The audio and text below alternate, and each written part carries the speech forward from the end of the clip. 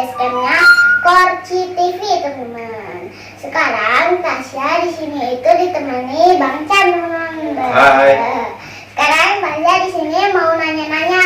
Ini tuh kobra apa ini? Jadi ini tuh kobra Sumbawa, Tasya. Bukan kobra Jawa yang biasa ada di kita. Warna emas. Warnanya tuh coklat keemasan.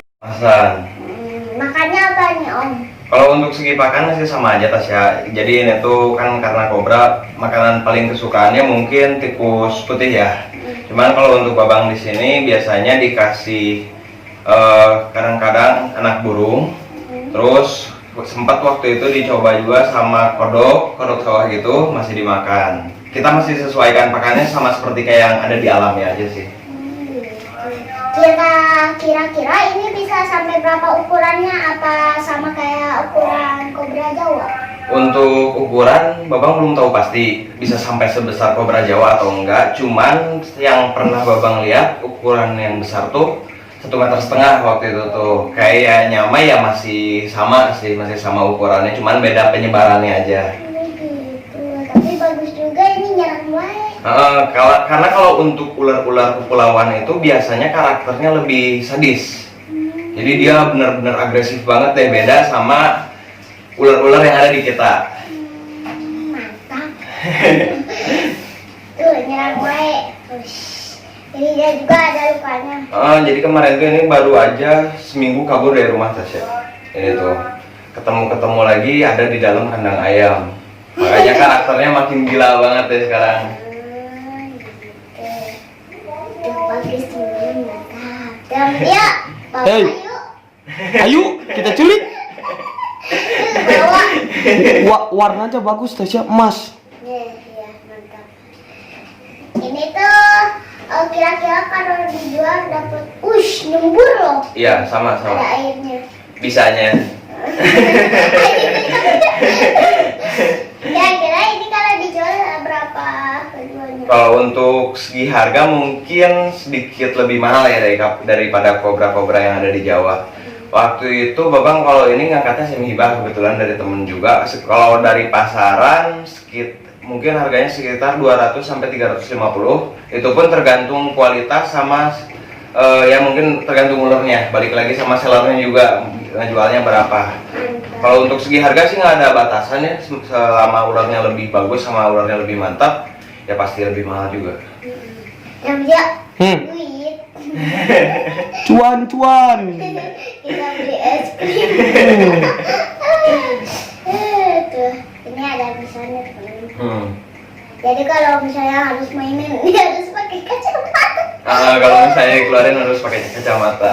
Gitu. Jangan, Tasya, jangan dikeluarin, tukang video takut. Nggak Itu nyembur mulu dari tadi tuh. Kenapa sih suka sama ular venom? Soalnya dari tadi Tasya lihat banyak ular yang berbisa, Om. Sebenarnya dulu awal-awal Babang mainnya tuh ular-ular yang nggak berbisa, terutama jenis-jenis piton ya. Setelah sempet beberapa kali, jadi dulu tuh sekitar tahun 2014 sampai 2016 tuh Babang udah atraksi juga Tasya dulu tuh.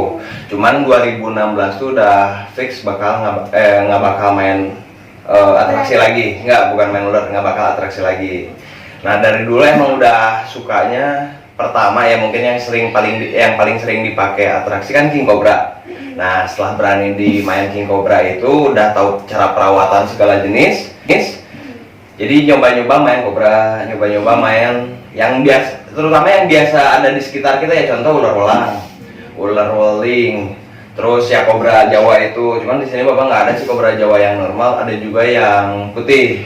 Nah makanya dari situ kayaknya lebih simpel untuk dipelihara. Pertama ukurannya besar banget, kecuali King Cobra ya, itu nggak, ya itu besar. Nah makanya biar lebih simpel mainnya ular-ular venom. Tapi itu pun perlu belajar bertahun-tahun. Kita nggak asal pelihara jebret-jebret main venom gitu, nggak. Itu kita harus pelajari dulu benar-benar. Terus harus tahu cara menanganinya, misalnya amit-amit ya kita sampai tergigit harus gimana, kita udah tahu, baru kita boleh. Susah gak sih pelihara ular? Gampang.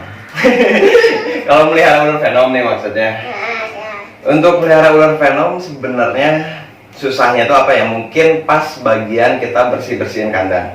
Makanya di sini Babang pakai media di dalam kandangnya serbuk kayu. Serbuk kayu itu jadi seenggaknya sedikitnya menyerap bau pada kotoran si ular. Jadi nggak terlalu bau lah. Terus ketambah kalau misalnya pakai serbuk kayu seperti ini, Tasya. Ini kalau misalnya dia pup di dalam kandang nggak perlu langsung dibersihin juga, masih bersih kok.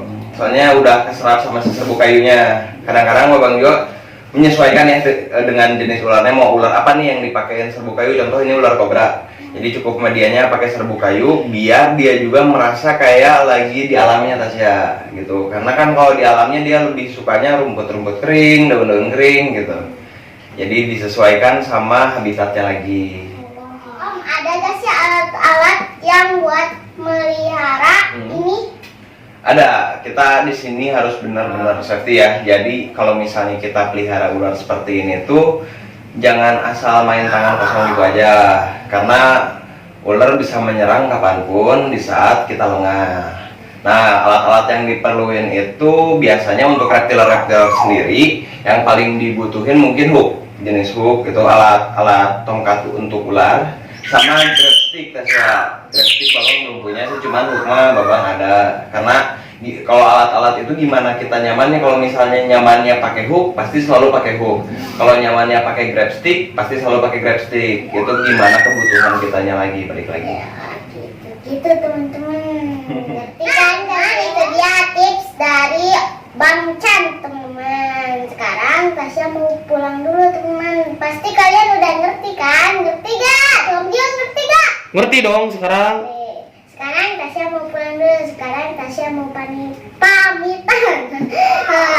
Nah, teman-teman, sampai di sini dulu ya. Tasya jangan lupa subscribe dan nyalakan loncengnya. Jangan lupa juga share, komen, bagikan ke teman-teman kalian ya. Om Dion. Yo, Selamat berpetualang. selamat berpetualang.